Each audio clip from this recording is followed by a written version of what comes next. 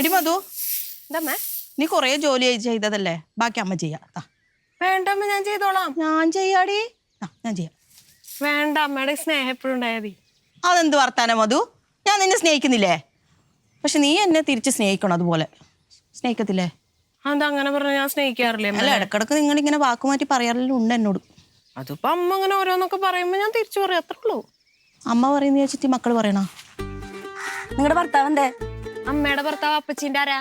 നിന്റെ അച്ഛൻ എന്തിനാണ് നമ്മുടെ പറമ്പിൽ എല്ലാവർക്കും പോത്തിന് കേട്ടാൻ അനുവാദം കൊടുത്തേ? അത് പോയി അച്ഛനോട് ചോദിക്കണം, അല്ലാണ്ട് എന്നോട് ചോദിച്ചിട്ട് കാര്യമില്ല. നിന്റെ അച്ഛനെ നോക്കിയിട്ട് കണ്ടില്ല, അതുകൊണ്ടാ വന്ന് ചോദിച്ചേ. അല്ല, ഈ പറമ്പിൽ പോത്തിനെ കെട്ടാൻ വേണ്ടി അനുവാദം കൊടുത്തത് ഞാനോ ഇവളോ അല്ല, നിന്റെ ചേട്ടനല്ലേ? അപ്പൊ ചേട്ടനോട് ചോദിക്കണം, അല്ലാണ്ട് നമ്മളോട് വന്നിട്ട് ചോദിച്ചിട്ട് കാര്യമില്ല. അതെ, എന്റെ പറമ്പിൽ പോത്തിനെയോ പശുവിനെയോ കെട്ടണമെങ്കിൽ എന്നോട് അനുവാദം ചോദിച്ചിട്ടേ കെട്ടാവുള്ളൂ.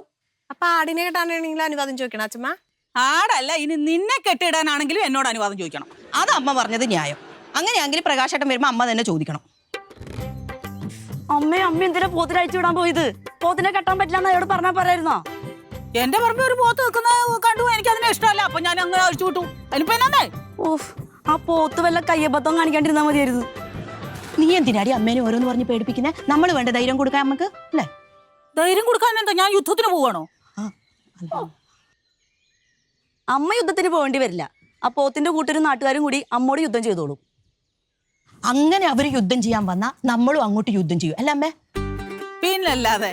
നമ്മൾ പണ്ട് പടത്തലവന്മാരുടെ കൂട്ടത്തിലുള്ളതാണെന്ന് അവർക്കറിയാവോ? അറിയില്ല.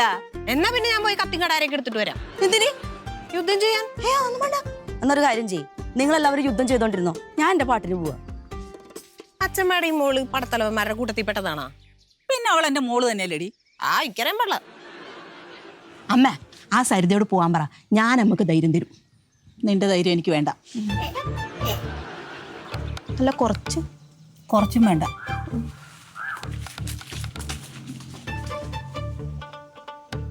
അല്ല, നീ എന്തിനാ ചിരിച്ചോണ്ടിരിക്കുന്നേ? അല്ല, അമ്മയുടെ ധൈര്യം അച്ഛമ്മയ്ക്ക് വേണ്ടെന്ന് പറഞ്ഞില്ലേ, പിന്നെ ചിരിക്കാണ്ടിരിക്കും. ധൈര്യം വേണ്ടെങ്കിലും ഞാൻ ധൈര്യം കൊടുക്കും. കൊടുത്തു.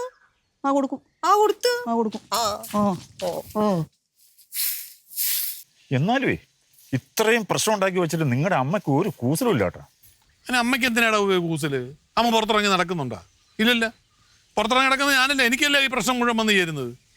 ഞാൻ മത്തായിയുടെ മുഖത്തെങ്ങനെ നോക്കുമെന്നാണ്, അവൻ എന്നെ ബാക്കി വെച്ചേക്കത്തില്ല കേട്ടോ. എന്നും പറഞ്ഞ് നിങ്ങൾ ഈ പറമ്പിൽ വന്നിരിക്കാനുള്ള പരിപാടിയാണോ?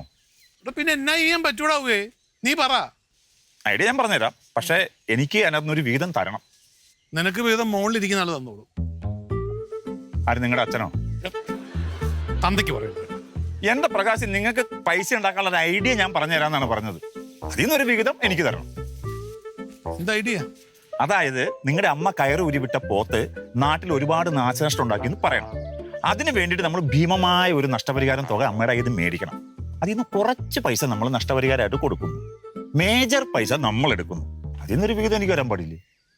അങ്ങോട്ട് ചെന്നാലും മതി, അമ്മ ഒരു ചാക്ക് പൈസ എടുത്ത് തരുവടാ. ഓടാവുക ഇങ്ങനത്തെ നിസ്സാര കാര്യത്തിനും പേടിക്കുന്ന ആളല്ല അമ്മ. അതെനിക്കറിയാം, അമ്മ അങ്ങനെ പേടിക്കുന്ന ആളല്ലെന്ന് എനിക്കറിയാം. പക്ഷെ അതിനും വഴിയുണ്ട്. എന്ത് വഴിയാ? അമ്മയുടെ ധൈര്യം ഊറ്റിക്കളയണം. എന്നെ കൊണ്ടൊന്നും പറ്റുന്ന സംഗതിയല്ലേ? നിങ്ങളെ കൊണ്ട് പറ്റിയല്ല, നിങ്ങളുടെ ഭാര്യയെ കൊണ്ട് പറ്റും. അവളുടെ കാര്യം പറയും.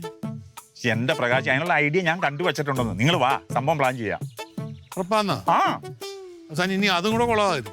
ഇല്ലെന്ന്. നിങ്ങള് പൈസ എനിക്ക് തരുമല്ലോ അല്ലേ? പൈസ ഒക്കെ നിനക്ക് തരാം. ഒരു പരിപാടി കാണിക്കരുത്, പൈസ കിട്ടിക്കഴിഞ്ഞ് കഴിയുമ്പോ. ഇതിന് എപ്പോഴാണ് ഞാൻ നിന്നെ പറ്റിച്ചിട്ടുള്ളത്? അല്ല, പറഞ്ഞോളൂ. എന്നാ വാ, വീട്ടിലോട്ട് വാ.